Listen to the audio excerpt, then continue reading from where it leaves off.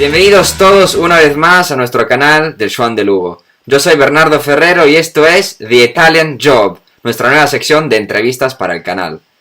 Contaremos aquí con pensadores, estudiosos, intelectuales, tanto nacionales como internacionales, y con ellos hablaremos en sus respectivos idiomas de filosofía, economía, religión, sociología y muchas otras cosas. Si os gusta la sección, no olvidéis de suscribiros, de darle like y de comentar. Muchísimas gracias.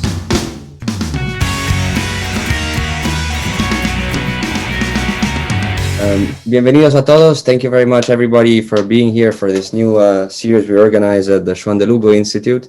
Today we have a privilege and an honor of having a very important economist, Austro-libertarian economist, with us, Professor Yuri Maltsev.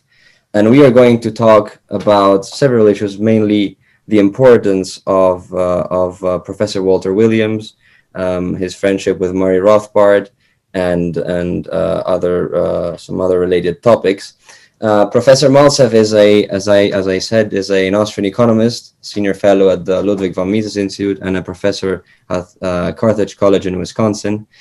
He has written and edited several books, mainly Requiem for Marx, which I really encourage everybody to read, apart from the fact that it contains many essays of other Austrian economists such as Professor Hoppe, David Gordon, Rothbard, and so forth. It also contains a very interesting introduction, which I must say really clarified my views on Gorbachev, which I thought was actually not that bad of a guy, but I changed my mind on that. So thank you very much, Professor Maltsev, for being with us. Oh, thank you for inviting me. I would like to, I think the most interesting thing to start with is for you to explain us more or less how you came to the movement, to the libertarian ideas, coming from the Soviet Union. I guess, if I'm not wrong, that Murray Rothbard used to call you the Mises from Russia, but maybe I forgot. Maybe.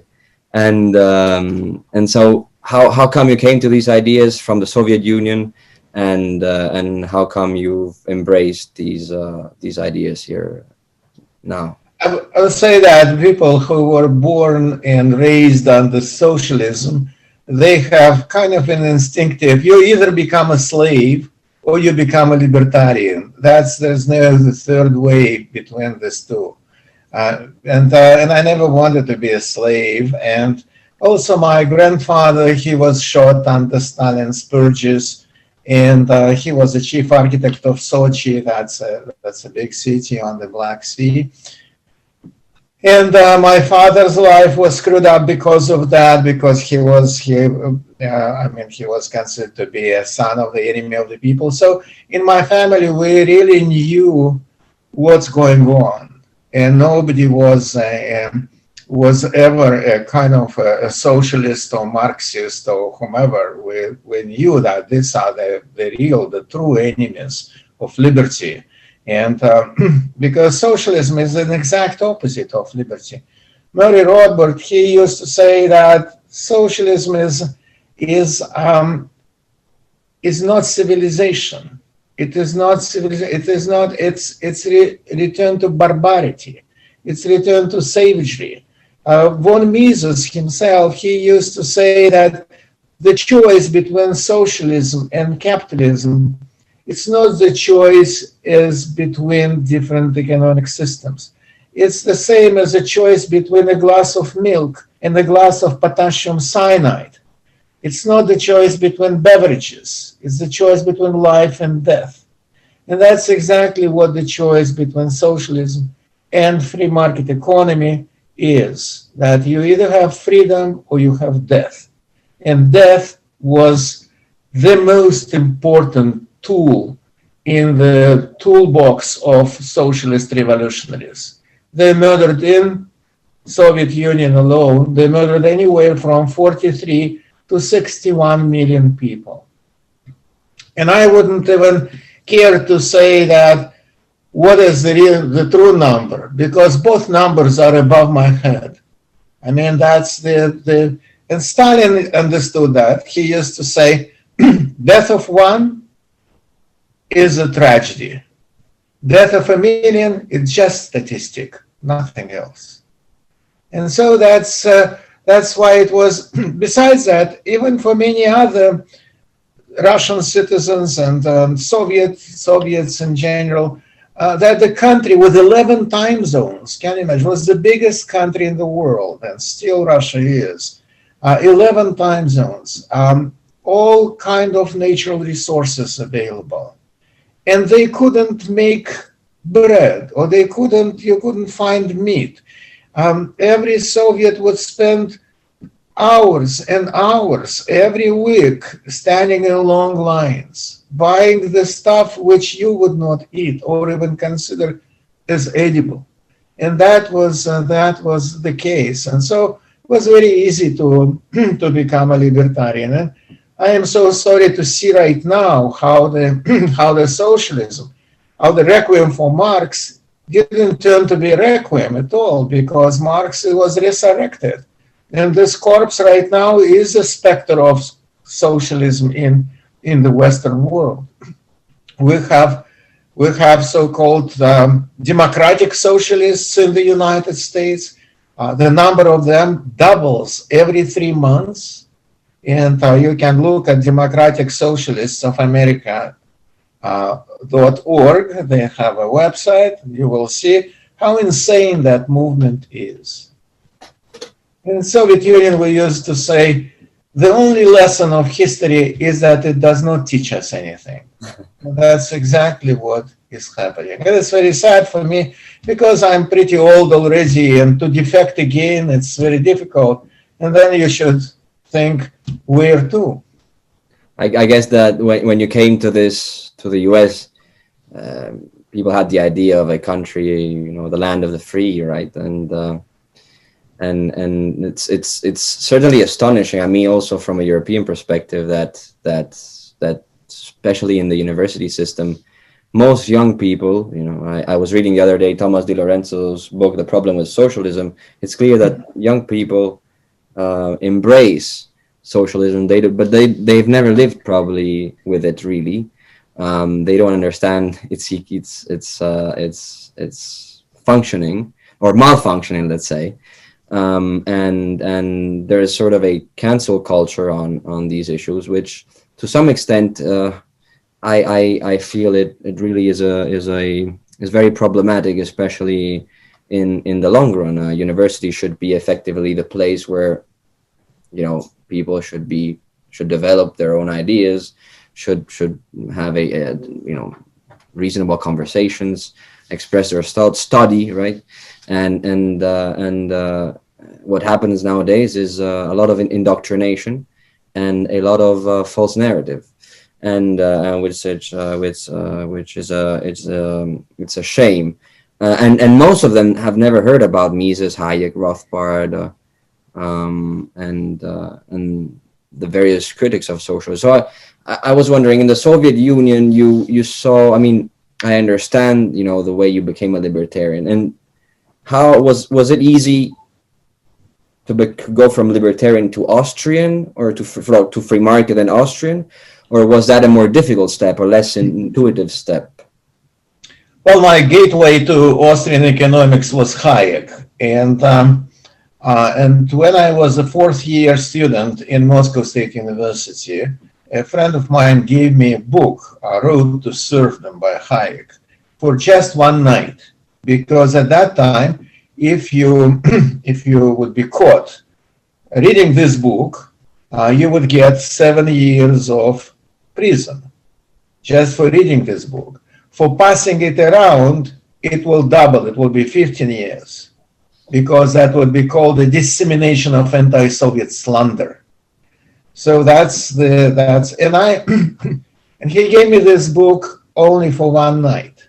And the book was the Russian translation, not very good translation. And it was maybe the 10th copy, and it was kind of printed on mechanical typewriter through the carbon paper. So it was very difficult to read it. But I remember I was sitting with my lamp and studying it the whole night. And it was, for me, it was kind of like developing of the film, in a sense that a lot of these images and a lot of these ideas and thoughts were already in me. because of my just personal experience to that time. But Hayek put it in such a clear kind of way. And now I would say that now, now I can admit that Road to Serve does not go far enough. I mean, in the sense that if you will read chapters 14 and 15 and about the world government and whatnot, I would, or welfare state, I would disagree with that. But Hayek was absolutely outstanding in being a popularizer, in popularizing the ideas of liberty, ideas of freedom.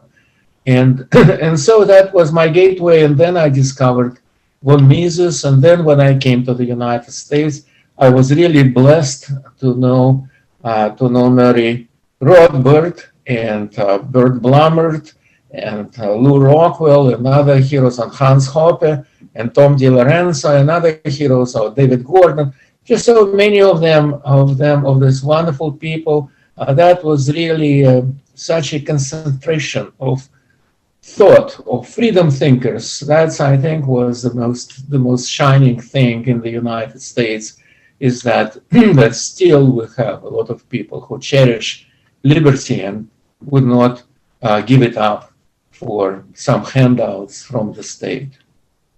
It's fascinating that you met so many interesting figures within the libertarian movement. I remember that, you know, nowadays, I mean, to some extent, the libertarian movement is still the minority around the world, but compared to what it was, I guess, in the 70s, 80s, 90s, until Rothbard's death in 1995, it was, you know, relatively extremely small, and it's fascinating that how ideas spread as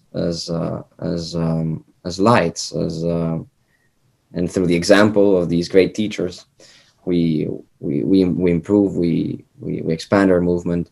And how was your encountering with Rothbard? What kind of, I mean, he is definitely the greatest probably follower of Mises. I mean, in the academia aspect, even within the Austrian school, there's sort of a unwillingness by even some to recognize Rothbard's importance in expanding the Misesian tradition in both, you know, political philosophy, even expanding on it, adding it an ethical, natural law perspective, and even in terms of economics, pure value-free economics. But it's clear that his whole tradition has been devoted to expanding the Misesian tradition. And how did you feel as he was as a teacher, as a man, because at the end of the day, ideas stand on the shoulder of men, and it would be interesting to see what kind of impression he made, what kind of attitude he had, even with regards to the future. I remember that reading The Ethics of Liberty, even though he used to take a short-run pessimistic perspective, he says, "I'm a long-run optimist." So that was something interesting. I mean, he criticized everything in every bill that came out, every new law, every new legislation, you have a huge revisionist history. Nonetheless, he was a long-run optimist. So I wonder, what was your approach with him? How, you know, your relationship with him, and how you saw his perspective, especially applied to where we are now? Yes, first time I met Murray, it was in Stanford University. We had a Mises University based on Stanford University, and it was just I was just so happy to. I remember I couldn't, after the first night after I met him, I couldn't sleep at all, just thinking and thinking and thinking. Yes, he was very generous and very, very funny. He was calling me Mises from Moscow, and we discussed the coming collapse of the Soviet Empire and things like that. So he was extremely. He had an absolutely wonderful sense of humor. Also, not many people know about that, but he was a great piano player. He could play piano, and he played so well that I just completely was taken by that.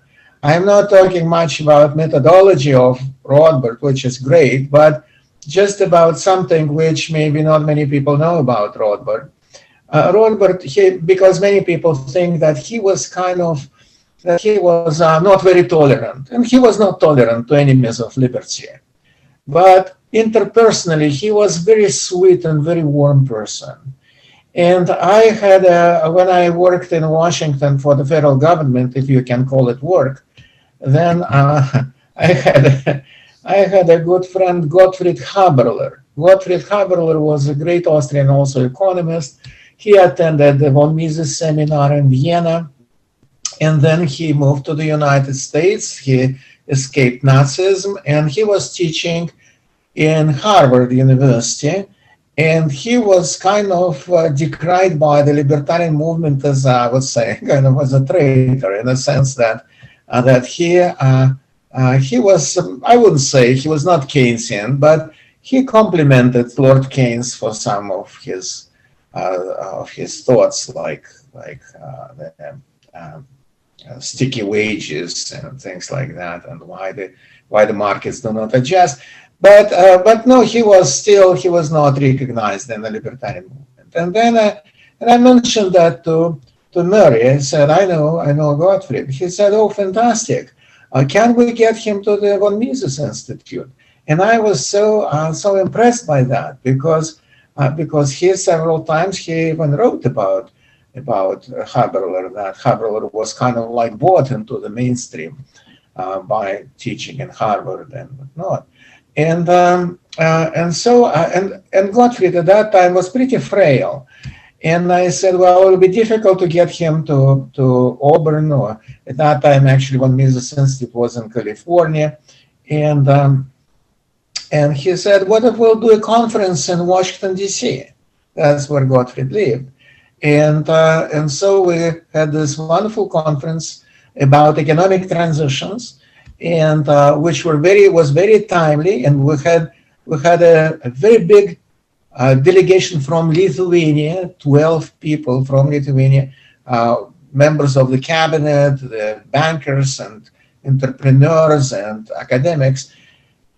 And Gottfried was given a kind of a very nice welcome to come back to von Mises Institute, and we had a standing ovation for him. And he was really very old, and he walked with a walker and whatnot. And he was so much touched that he actually left all his documents and all his papers and all his library to von Mises Institute when he died. Gottfried was also very interesting person, because when I met him, he was 92, and he had very sharp mind. However, sometimes his mind would kind of would be not as sharp as he would start forgetting things. For example, he invited me for a lunch with Irving Kristol. Irving Kristol was a kind of a neocon but very famous conservative writer and whatnot. And Bill Kristol, his son right now, is one of these anti-Trump conservatives. Kind of reflects, I think, the law of diminishing marginal return. But he introduced me to Irving. He said, Irving, this is the greatest Indian economist that I've ever met. And Irving said, I thought you're Russian. Well, what could I say? I said, I also thought that, but he knows better. And maybe I should kind of discover my Indian roots, because he's never. And once I asked Gottfried, I said, why Austrian economists live such long lives? And that at that time he was already 93, and Hayek died when he was 92, and von Mises. Everybody lived very long lives. And Gottfried looked at me and he said, because we never lie, Yuri. That's why. And that we're in peace with ourselves.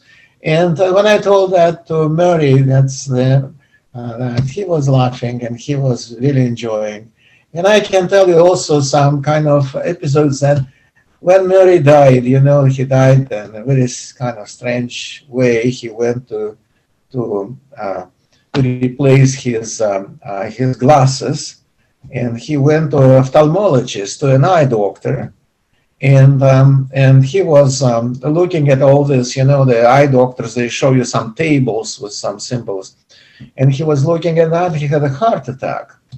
So that's the and we had a memorial service for Murray in New York, and I flew from Wisconsin to attend the memorial service. And Joy Rothbard, his wife, his beloved wife, who actually died very soon after Murray, they were just kind of like more like one. Both of them, they complemented each other so much. But she invited me and Ralph Raico and Ron Hamovy to a restaurant after the memorial service. And I was amazed by the sense of humor, which was so great in both of them, in Murray and in Joey, because Joey was just laughing and laughing. And I was thinking, well, what's funny about it? And she said, can you imagine you go to an eye doctor and you are sitting there in the waiting room, and then the corpses are coming out. And then she was saying, I should definitely sue this SOB for malpractice. So that was and her point was that Murray would really enjoy if he would still be with us, or he could see how this everything evolved and evolves. So that's definitely Murray was only 67. He could do so much more. And but what he did already, this is a monument to. He was also an amazing person in his lifestyle. I remember we were in San Antonio for a conference, and I'm sleeping whatever, and 3 o'clock in the morning, the phone rings. I'm picking up the phone, and Murray said, "Ha, Yuri, you're probably hungry. Let's go eat. Denny's open. It's 24/7." And because I liked every second, every minute I spent with Murray, sure enough, I dressed up and we were sitting with Murray from 3 o'clock in the morning until 7 and then he went to sleep again. And but he was so productive. Yes, he was so productive. All the time he had this old mechanical typewriter, and he would write and write and write, and he had an encyclopedic mind. Because I mentioned once to him that I want to write a book on history of Russian economic thought, because there were so many great economists in Russia before that awful revolution, of which not many people know here in the United States or nowhere in the West, because and so I wanted to kind of bring them to light and Mary said, that's a great idea, do that. And then in a couple of days, I'm receiving a letter, a very thick letter. And it was 18 pages. Can you imagine 18 pages in which Murray was, I hate to say that I was too lazy or too busy not to finish that book. But that was everything. That was an outline, the plan of the book, whom I think I should focus on. Was just amazing. He was himself a walking encyclopedia of economic thought, of philosophical ideas of the world. That's his great books. Maybe you know that this his history of economic thought, his review of classical economics, of modern economics. It's just amazing. It's was never surpassed by anyone. But then also another great thing of that Murray provided all of us. I think that Hans Hoppe, for example, he was discovered and picked up by Murray and influenced by Murray this much that he became right now kind of a flagship of the Austrian School of Economics. If you will look at Tom De Lorenzo, look at Walter Block, look at Ralph Raico. All of us, we owe him so much because he was just a fountain of free thought, fountain of great jokes, fountain of great music. He was fun person to be with, and that's what I can say about Murray. It's incredible your anecdotes, and I can imagine because on YouTube, even on the Mises Institute, you can see or watch or listen, let's say, some of his lectures, and he's super enthusiastic, and by reading him you expect a sort of professor that is instead he is extremely passionate about what he does and really treats what he's doing as a vocation, as something much more than simply a profession. I was wondering, there's towards the end of Rothbard's life, some people have suggested that he was it's interesting that one studies Rothbard's intellectual career, he stands firm on natural law from beginning to end, more or less. But there's different emphasis in his work, and towards the end of his life, he stresses the importance of culture, the importance of Catholicism, the importance of religion, the importance of a moral code, and even though he was I'm not sure whether he was an atheist or an agnostic, but nevertheless he emphasized the importance of these things. And there's been some rumors that towards the end of his life he was always approximating the Catholic Church, and do you since you lived towards that end of his life, you met him, I guess, in the 1990s up till 1995, did you also see a change in that direction, or is that only a speculation that a posteriori economists have or other libertarians have done? Well, I remember I didn't discuss religion with him much. But his point was that if you're a religious person, then you should probably be a Catholic, because that's not, because I'm not religious myself, but when I go to church, then I go to Episcopal Church, which is an Anglican church in the United States. And an Anglican church is, we lovingly call it the Church of Doubt instead of Church of Faith. It's more kind of like a discussion club. And so when I mentioned that to Murray, who asked me whether I go to church, and I mentioned that, and he was very much surprised, yes, because he made the point that was a pretty funny point that Catholics they pray to Jesus Christ, and Muslims they pray to Muhammad, and Episcopalians they pray to whom it may concern. But I remember that he was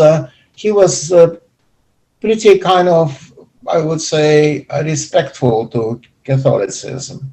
I don't think he would ever go to Catholic Church or convert himself or whatnot. He was analyzing, I think, religion and culture as part of the factors which define human action. So that's that because for many people it is really, that if you will look, for example, the religious people, say in the United States, I just was reading an article about that, they commit much less crime than others. And the reason is that the cost of crime is higher, as I understand it. You will not be only not in peace with yourself, but you will be not in peace with your God. And so, no, like that. And then actually many libertarians, like Jeff Tucker, for example, or Lou Rockwell, they began to attend Catholic Church. And so that's the Catholicism. At that time, it was much easier to be a Catholic because we had Pope Paul John II, who had some kind of a libertarian streak in himself, or at least maybe not libertarian, but anti-communist, definitely. But no, I am kind of. This is a calling for me, which I do not hear. Mm-hmm. No, it's definitely. I was, if one reads, for example, the article by Rothbard on the Christian right toward a coalition, he sort of, even though he doesn't embrace in terms of a calling and things like that, he unlike many other left libertarians, he focuses on he accepts the importance, as you have mentioned, of religion as part of human action, part of human existence, and no matter which society you live, you're going to have always a dominant set of moral code or norms, or what you may call a religion. So either you have, Christian God, let's say, or a Catholic church, or Catholicism, or you cannot have a purely atheist, or even if you have a purely atheist, you might have even other religions like socialism, which was, as you also say, a religion. And it wasn't simply, Marx wasn't simply the writer of simply an economist. He was, the father of everything that really was meaningful in life. And one thing on this topic, which I find interesting, especially because I've always also read some of what you have written on the topic, or at least what you have expressed.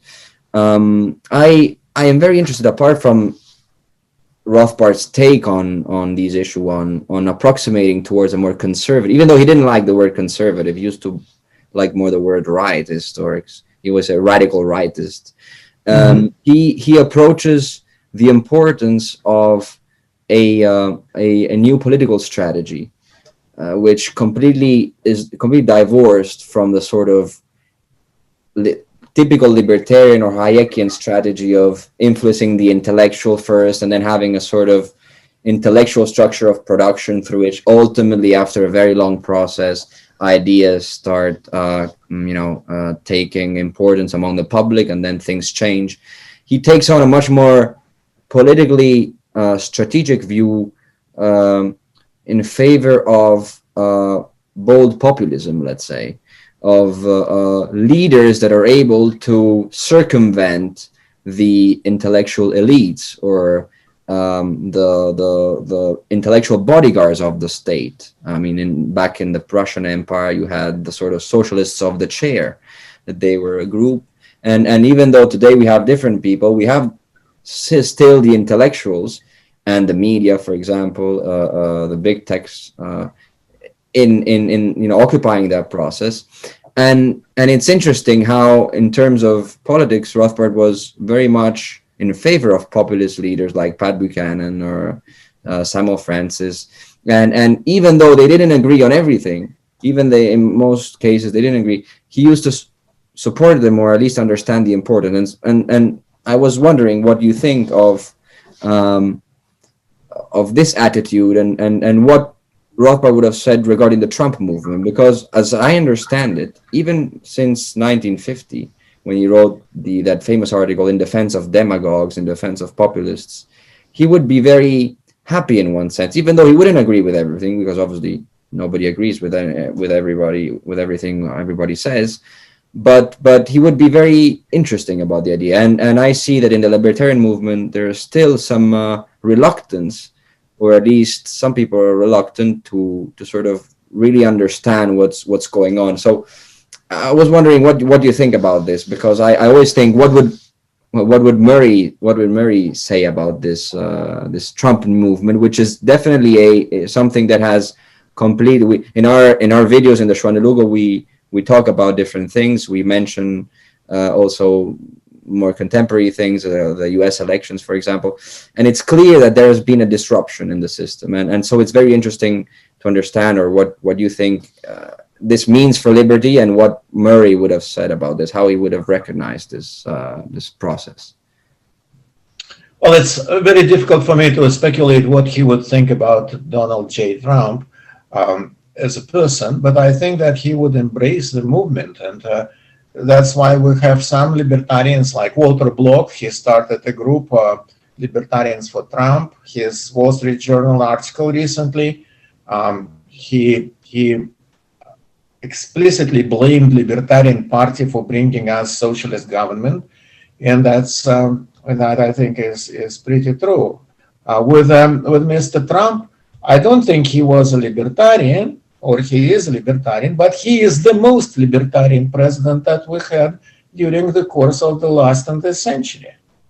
If you will look at what he tried to do and what he accomplished, actually, then you can see that definitely he wasn't a kind of a reincarnation of von Mises, definitely not. But from another hand, he was several heads ahead of the intellectual elite of the previous administrations of the Washington swamp, and it's very tragic for me to see that the person who tried to drain the swamp, he just discovered that Trump discovered that actually the swamp is not a swamp; it's a Mariana Trench.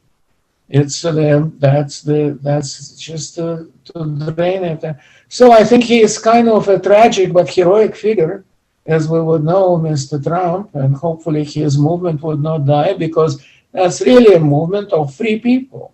If you will look, I mean that some of them, they had some of the, well, because I came from Soviet Union and whatnot, I was a little bit suspicious about some kind of, I thought there is some kind of personality cult around Trump.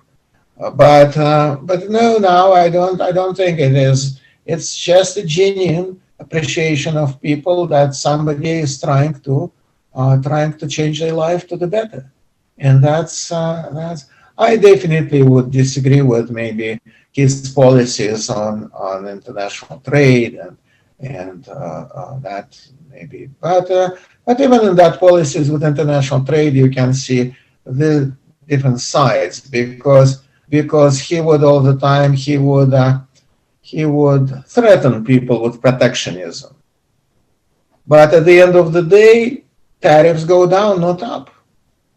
If you will have a look, that I even read his book, which is The Art of the Deal.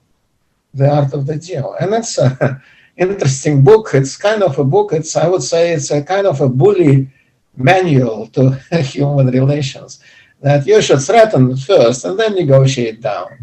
So that's I think that Mary would like a lot of things. I think that Mary would really enjoy his tweets, Trump's tweets, that some of them I do enjoy. I remember his tweet when there was like 16 agencies, intelligence agencies, published a report about Russian interference in the elections, and Trump tweeted, 16 intelligence agencies doesn't sound intelligent. or my favorite one is Kim Jong-un, the dictator of North Korea.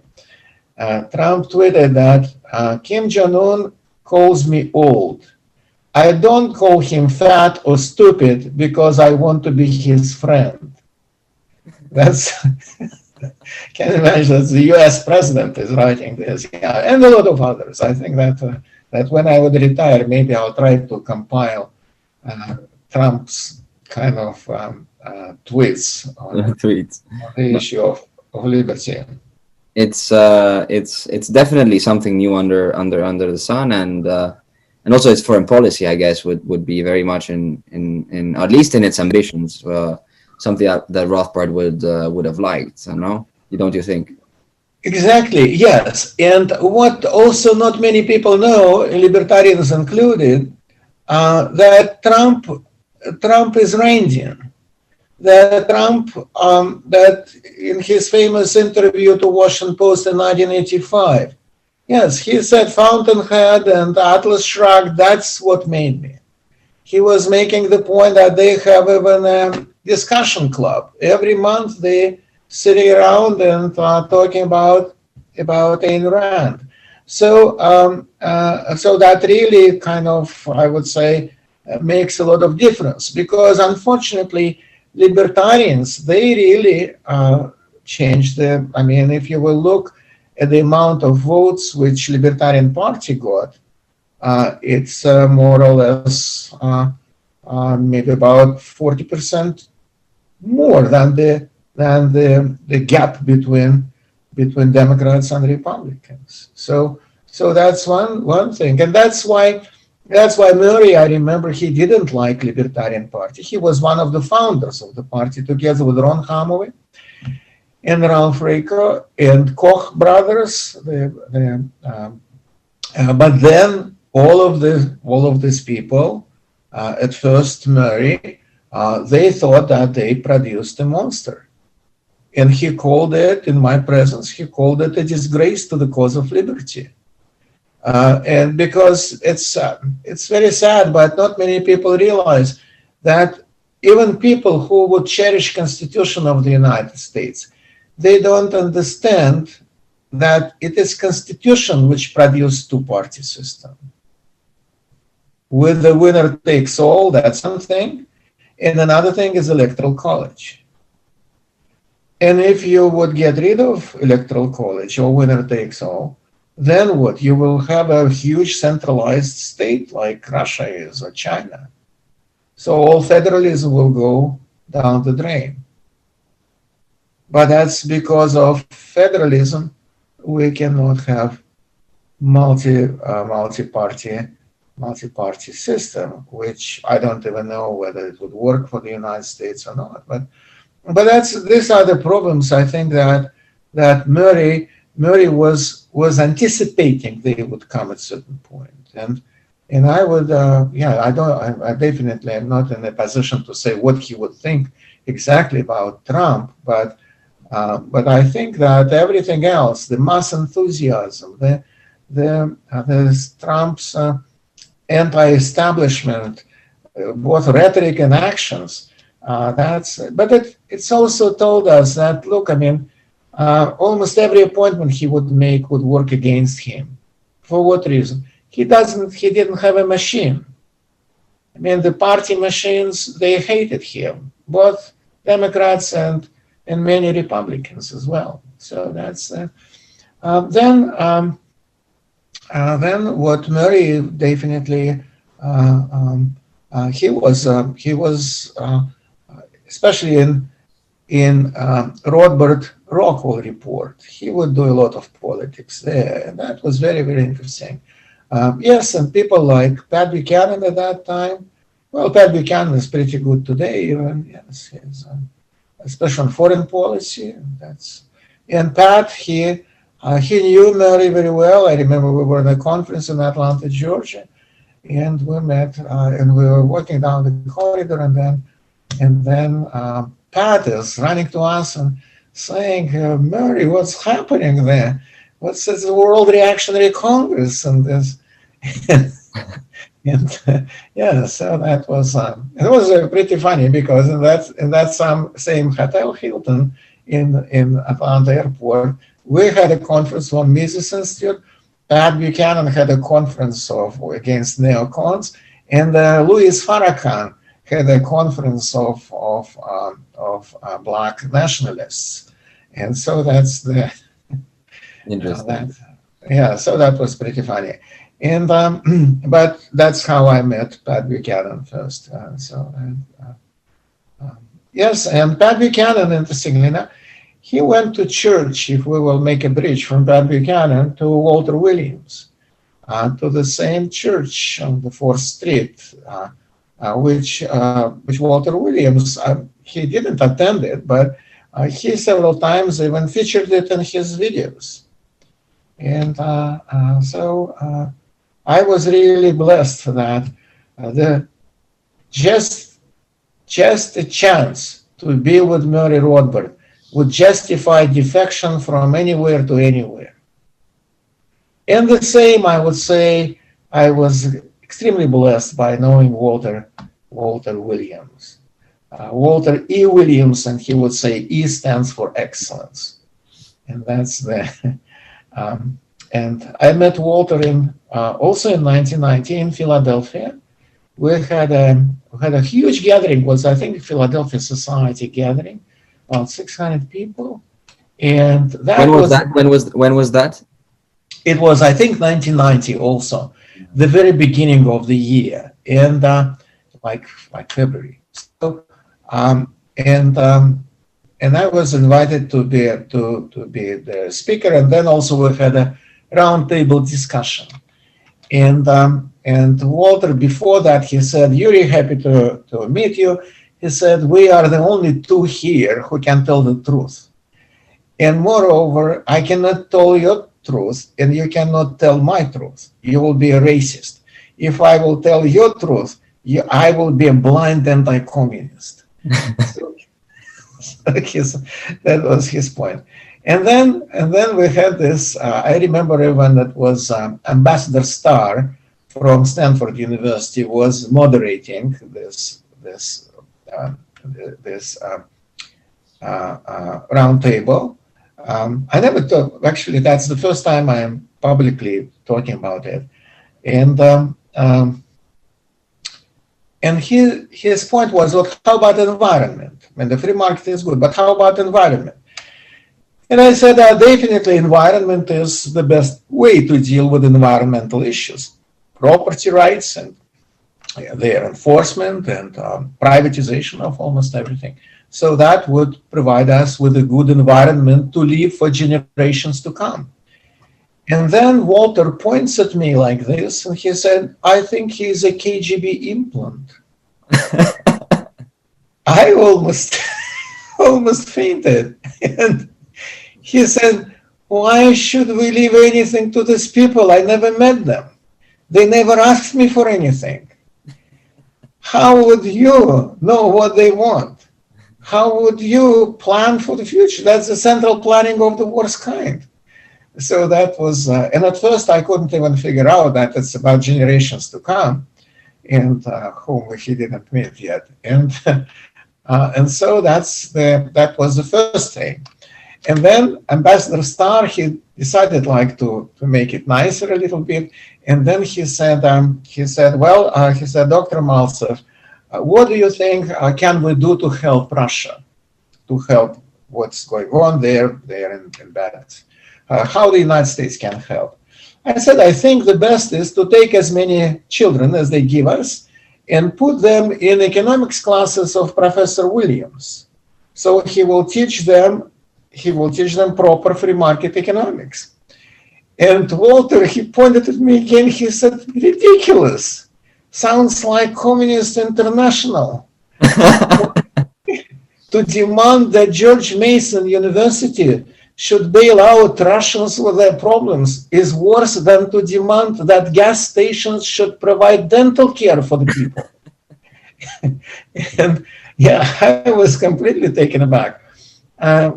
But he was, yes, after that, and I was thinking, but when we finished, yes, he was very, very cordial and jovial, and he was kind of patting me, saying, "I hope you didn't take it seriously or whatever." Yeah, and then another time was also very good. We also talked about environmentalism, and and I remember he was as usual, he was very thoughtful and funny, because he said, "Well, look, I mean, the bald eagle, our national symbol, it's in a red book.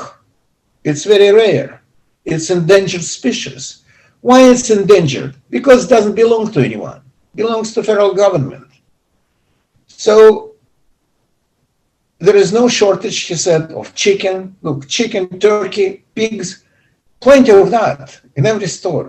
Why would we have a lot of chicken and very few bald eagles? Because of ownership. Because there would be." And I said, "Well, how about the demand also?"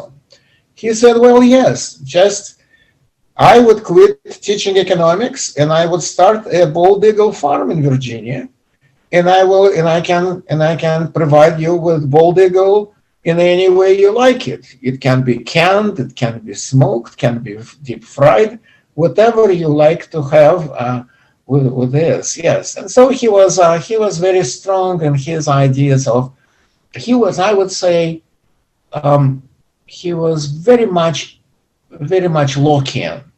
That John Locke was, I think, was the economist who and philosopher who actually affected his worldview more than anybody else with his self-ownership concept. That who owns you? Who owns you? You own yourself. You're a free man. Somebody else owns you. You're a slave.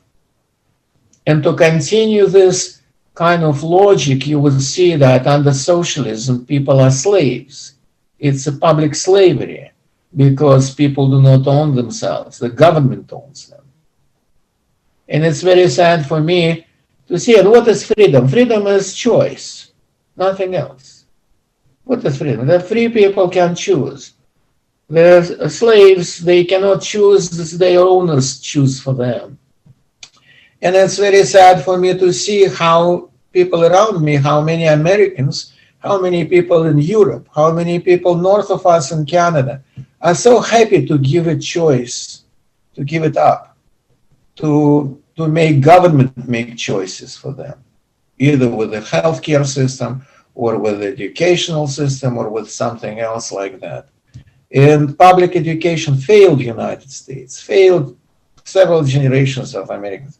You were absolutely right that it was not a system of education, it was a system of brainwashing for many. And that's right now we are kind of having these fruits already ripe and voting.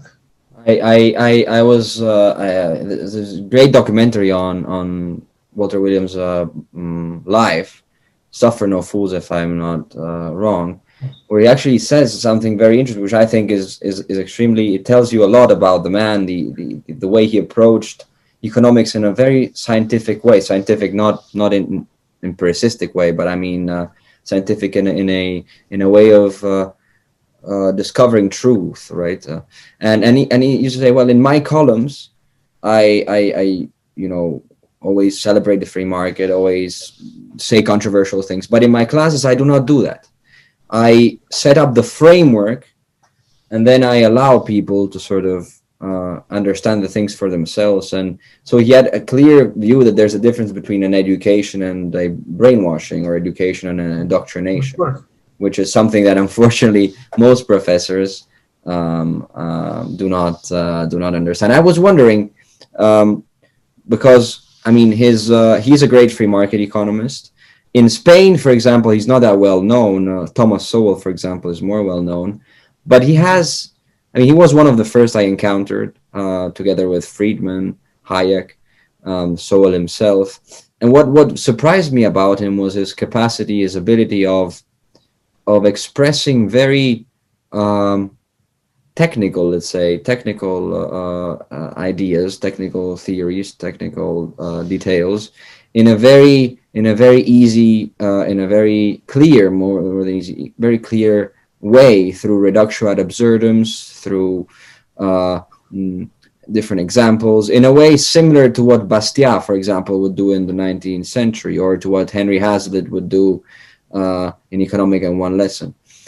He started in UCLA, but I was wondering how compared to the Austrians, can we say he's a fellow traveler to the Austrians, like, for example, James Buchanan or other writers, or how would you define him, or would he define himself as, from a typical school, or what are your views on this?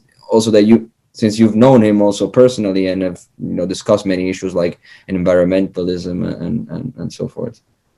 I would think that he is a great kind of synthesizer. He is very much definitely on the ground of free market.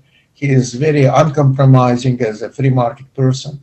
I agree with you that in the Suffer No Fools, that's a great video. I'm showing it in my classes. And he's talking that he keeps politics outside of the classroom, which is that does not proselytize there. And that's how he made so much of the following. Among his students were Tom DiLorenzo, Don Boudreaux, and many other economists. He is very close because he was with George Mason University. He was very close to public choice, definitely, to James Buchanan and his ideas. James Buchanan, however, declared himself proudly Austrian. So that's what his point is. I think that it's difficult to say, to qualify them as Austrians or not Austrians, because what they were doing, they were building it up. They were doing something, public choice theory, you can see similar ideas in Hayek, for example. But these ideas, especially the Constitution of Liberty, but same ideas, they developed them, these ideas, like James Buchanan. And here we can see that Tom DiLorenzo, he is a real great bridge between these schools. With Walter, I think he is because he was mostly an educator. He was mostly a teacher. So he was not part of this, I would say sometimes very fierce discussions, sometimes even some kind of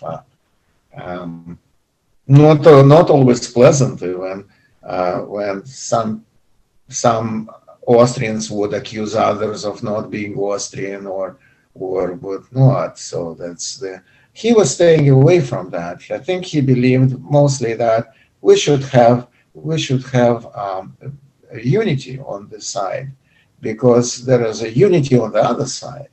Because socialism is, I'm not using the word communism because there was no such thing. It's just, it was never practiced, communism. But communism would be, that not many people know, that would be kind of a libertarian paradise in the sense that the state would wither away. For what reason? Because people would be such angels that you don't need to govern them. They would self-govern themselves. And the money would wither away, everything would wither away, and you will live in a paradise, and you will work as hard as you can and consume as little as you can. And so this kind of intellectual garbage, that's what they were selling people. And socialism was, it is the first stage, according to Marx, and the first stage. And during this stage, you need to introduce equality, which they did. So Lithuania was the most equal country, because if you kill all rich people, then everybody poor and equal.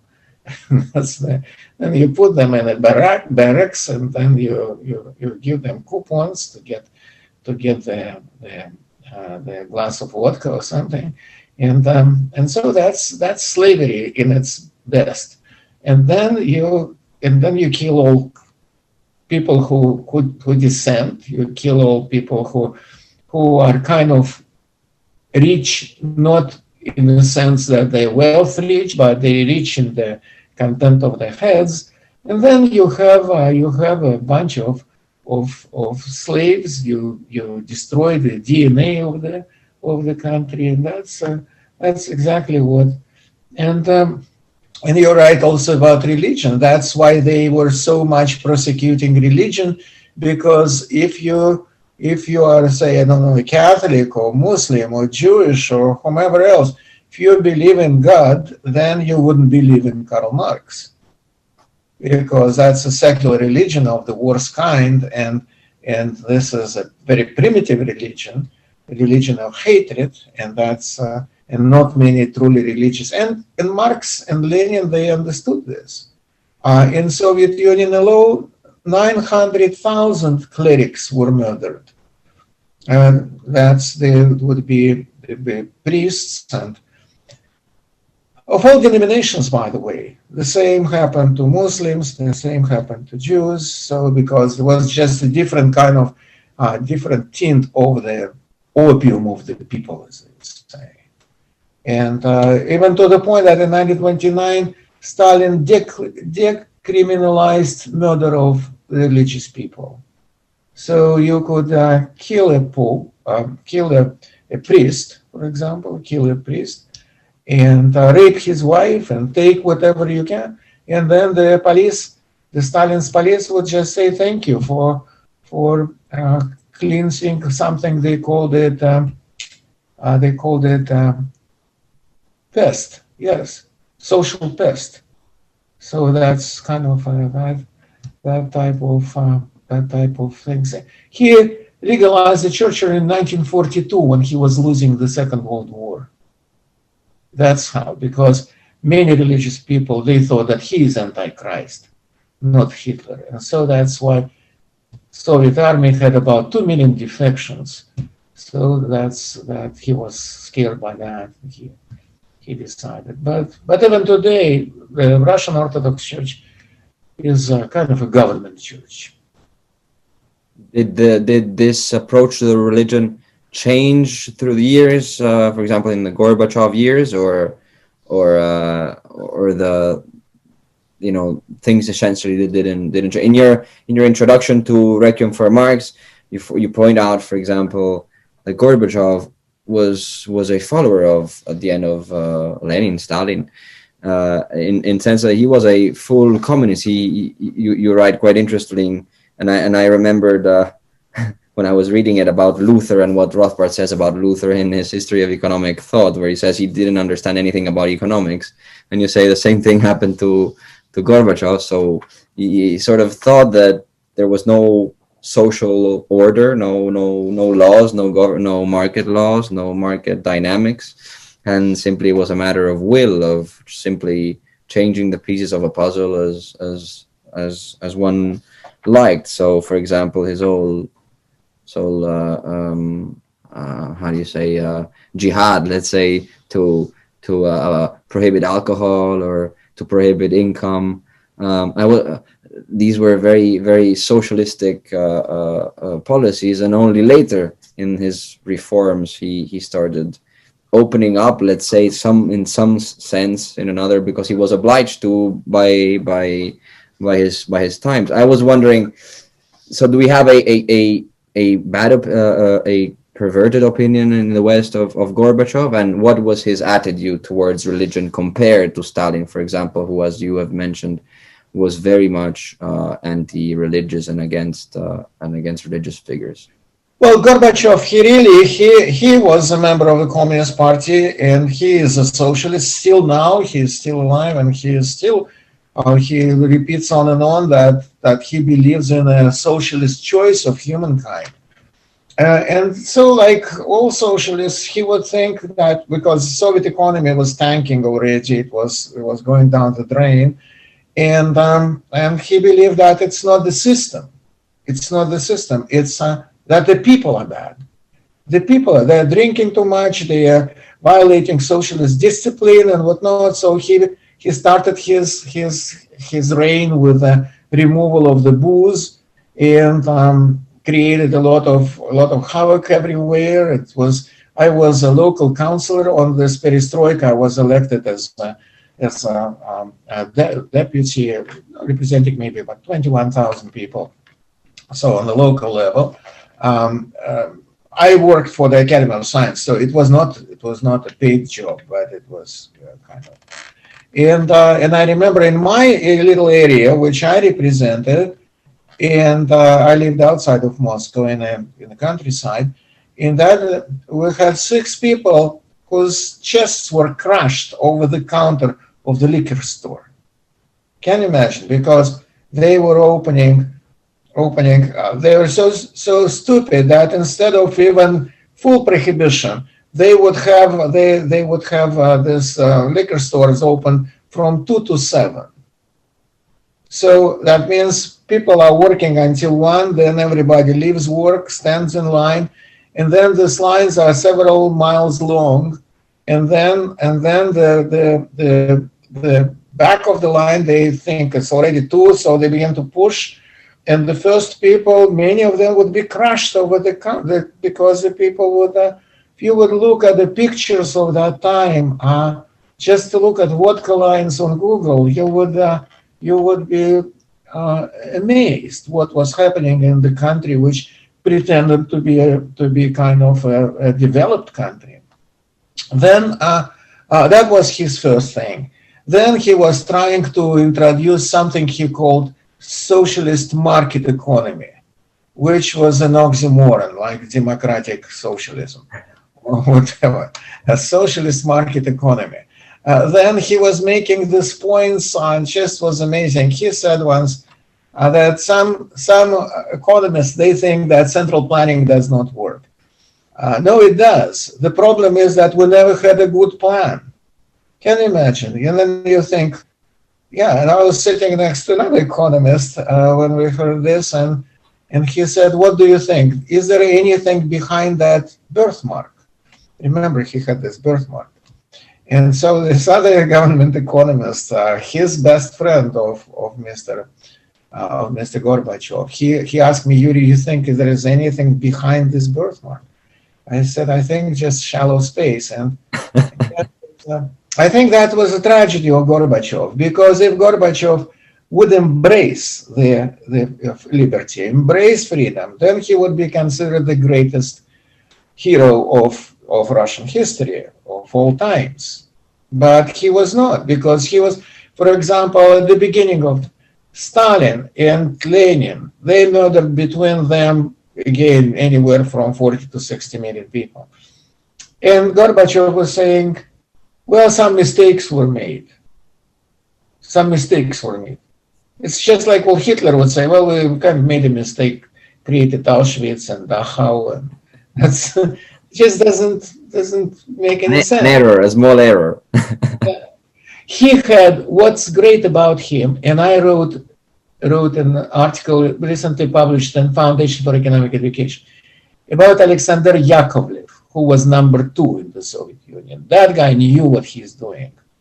And he was trying to steer Mr. Gorbachev to Yakovlev. He published his memoirs, and I wish they would translate them into English, because when he was asked what is perestroika means restructuring. And when he was asked what is the goal of perestroika, and his point was that to restructure this idiotic system into a pile of rubble. That was the goal of true reformers like Yakovlev was. While Gorbachev, he thought that restructuring the perestroika means to strengthen socialism, to make it even stronger, to make socialism with a human face, And the idea of human face was that Stalin perverted this image of socialism, made it unattractive because of Gulag and mass shootings. And what if we will restore the original understanding of socialism? You can spend any amount of time trying to figure out what the original humanistic understanding of it is, because there's no such thing. But socialism, why they kill? And that many people don't understand that as well. They kill because there is no incentives to do anything under that society. And to threaten people is the only way. And I am working in the Library of Congress in Washington from time to time on something called Volkogonov Archive. Volkogonov was a general of the Soviet Army and member of the Central Committee of the party. And he was kind of a closet anti-communist. And he was director of the Soviet Institute for Military History. And if you will look at what he smuggled a lot of classified or secret materials from Soviet Union because he was afraid that KGB will come back to power, and it did with Mr. Putin.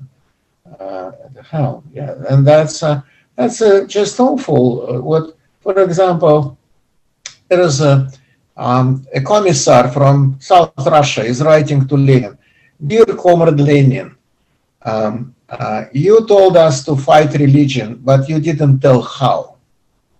And Lenin is answering him, "Dear Comrade Imbecile, not the religious people. That's how. Lenin and postscript, and murder them the way that everybody would tremble with fear 150 miles around. And that's this kind of, and then another note that Lenin is writing to Dzerzhinsky, who was a chief of first KGB Cheka. He's writing, "Dear Felix, I'm telling people what to do. Nobody listens. I'm tired of it. What if we'll take several of these absent-minded comrades and shoot them publicly?" And they did, and so the attention span definitely increased. And that's how you can rule socialism. Is Zinoviev, who was the first chairman of the Comintern, he was later killed by Stalin in 1936. He made the point that at first we must eliminate 10% of the population of Russia. Only then people would listen to us. So really, I mean that if you apply this, and Gorbachev, he inadvertently removed fear, talking about human face, removed fear from the system glued only by fear. I think I mentioned it somewhere else, but we had a joke at that time in Soviet Union that James Bond, he quit the Her Majesty's Secret Service, and he was hired as a consultant by the CIA. And the CIA sent James to Moscow at that time of perestroika to find out what is going on. And James is walking around with a little notebook, and he goes to the butcher shop, writes there, "No meat." He goes to the bakery, writes there, "No bread." Goes to the shoe store, writes there, "No shoes." And there is a KGB officer looking over his shoulder. He said, "A year ago, you would be shot for doing that." He writes there, "No bullets." and that's exactly what happened. When people realize that they will not shoot anybody, then the whole thing, the whole farrago of the so-called socialism fell, and nobody was trying to defend it even. Nobody had a stake. Incredible. It's incredible how they use terror, right, to hold on to this society, and as soon as they no other way to do it. Yeah, no other way. That's why they use terror in China, in Cambodia, in Vietnam, and everywhere. Today they use it in Venezuela, in Cuba. I was in Cuba several times. That's awful what they're doing everywhere.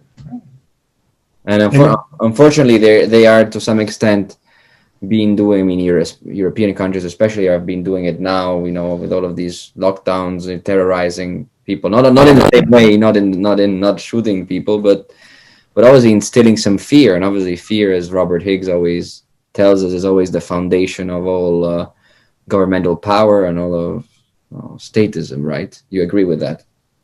I do, yes. Heinlein was a great libertarian author, writer, and I think he said that in 1950 or something. He said to eliminate personal liberty and to greatly expand the power of government, you need a crisis. And this crisis can be real, fabricated, or imaginary. Now we have all three.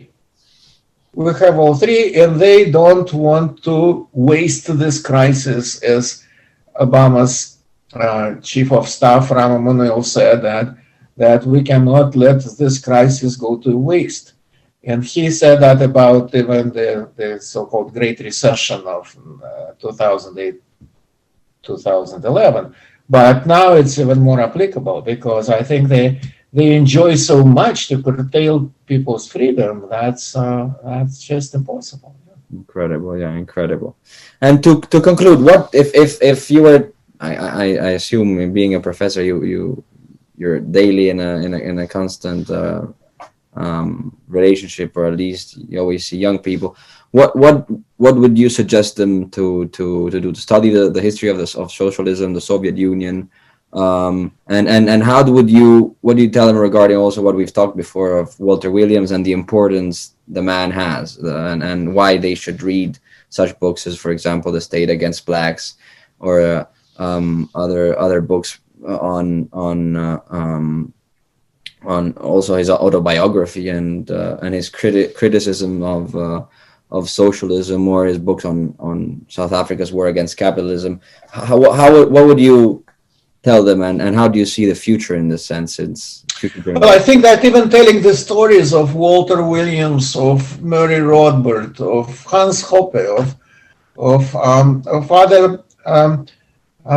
fighters, freedom fighters, I would say, to my students is one thing. Another thing is that you definitely don't need to proselytize them. You will get exactly the opposite outcome. I think it should be inclusive. That's one thing, and I don't mind that students. I think it was Churchill who said that if you are 20 and you are not a socialist, you don't have a heart. But if you are 30 and still a socialist, you don't have a brain.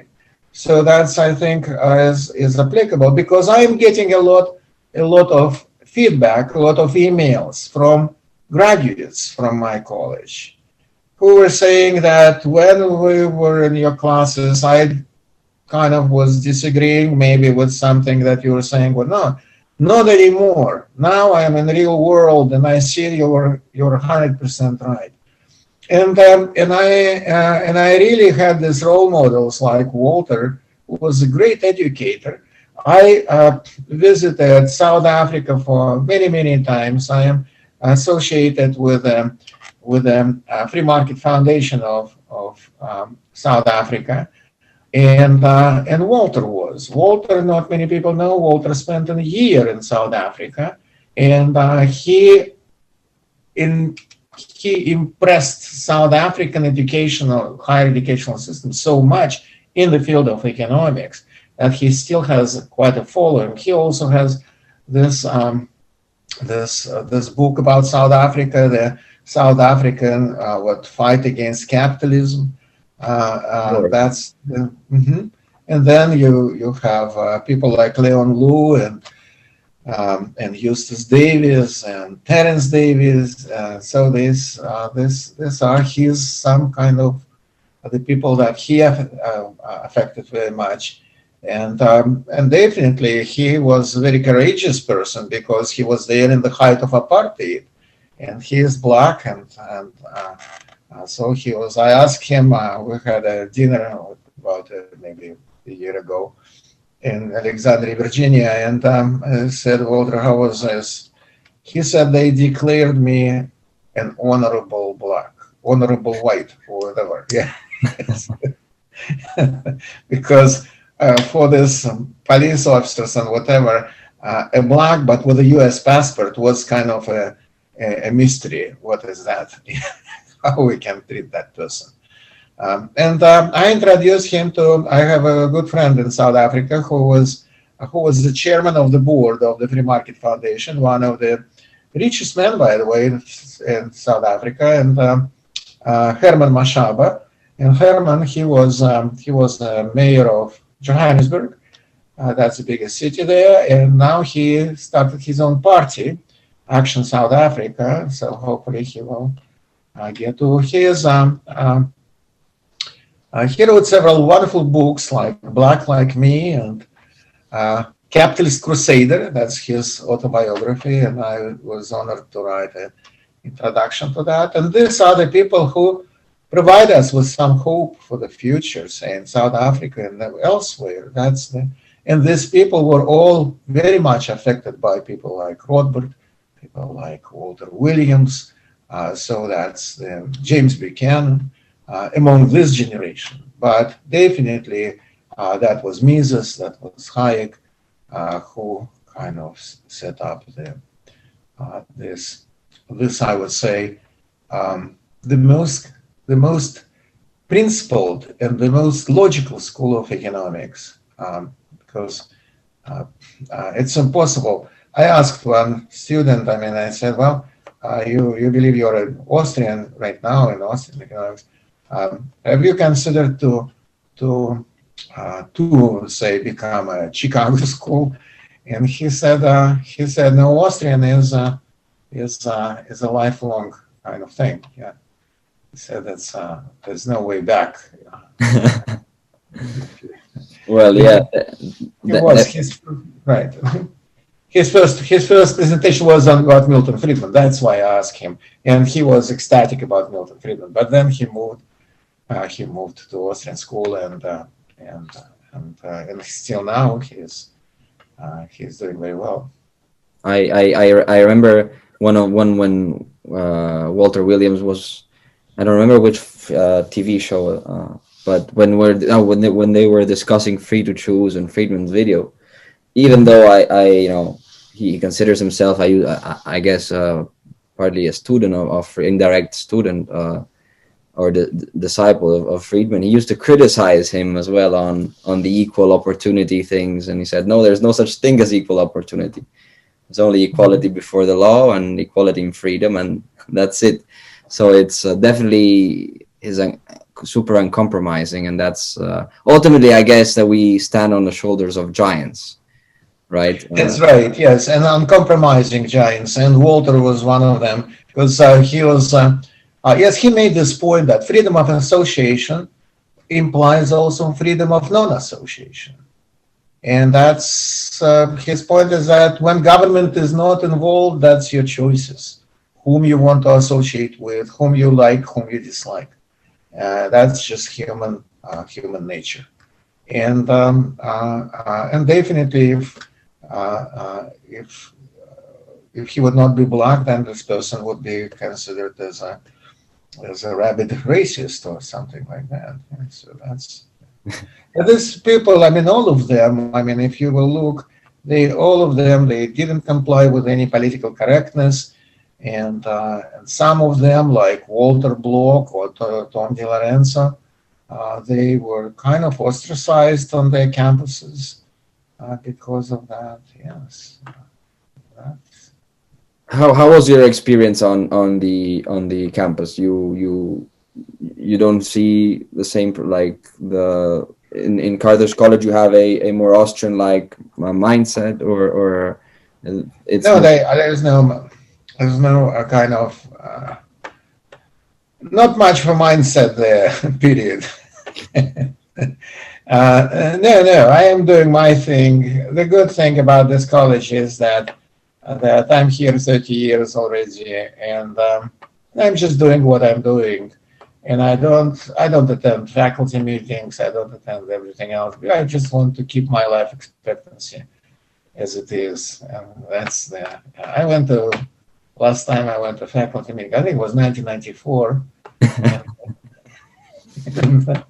and I was just surprised. Yeah, I thought that even party meetings in Moscow are more exciting. Well, that was just amazing. Was my colleague, by the way, this is kind of funny. My colleague, a mainstream economist, he rose in 1994, and he said, "This is ridiculous that the colleges, that our salaries are so low, but the college spends over half of its budget on a students' aid. So we should cut the students' aid and get the salary improvement." And I thought I'm daydreaming, because student aid is not aid. It's just a coupon, nothing. I mean, yeah, get paid by coupons. That's because it's ridiculous. It's just price discrimination. I mean, you give the so-called discount or whatever scholarship to a person who is more or less a good student, because you need to have some good students to show kind of like some results, right? And why do you give it to good students? Because otherwise they will go somewhere else. So they give and if you will not give them, then we will be only with the very bad students, and Carthage College would be considered as a ridiculously bad school, which it is not. I mean, it's considered to be one of the 10 best schools in the Midwest. Yes, we call it flyover country. That's great. Well, I think we've covered many topics, and I'm I would suggest everybody who has listened to us and watched our conversation and your super interesting anecdotes, most of which I had no idea, especially the ones relating to Gorbachev and all his entourage. And I would suggest them to watch your lectures on the Bolsheviks, inflation, on many other topics, and your books and your articles. Definitely a very important source of inspiration, and obviously also whatever we've discussed. So from Rothbard to Williams, and I would take the chance to finally thank you very much for coming here, and I hope that in the future we can have other conversations on other topics. And I definitely think that that it's very important to fight the cultural battle, to fight the battle of ideas, and ultimately ideas are here to stand. And even if great minds like Walter Williams, like Rothbard, are not with us anymore, their ideas still stand and always will stand the test of their time. So we must be very much appreciative of that. So thank you very much, Professor Maltsev, really for this time. It's an honor for us to have you here. Thank you very much. Hope to see you again. Bye.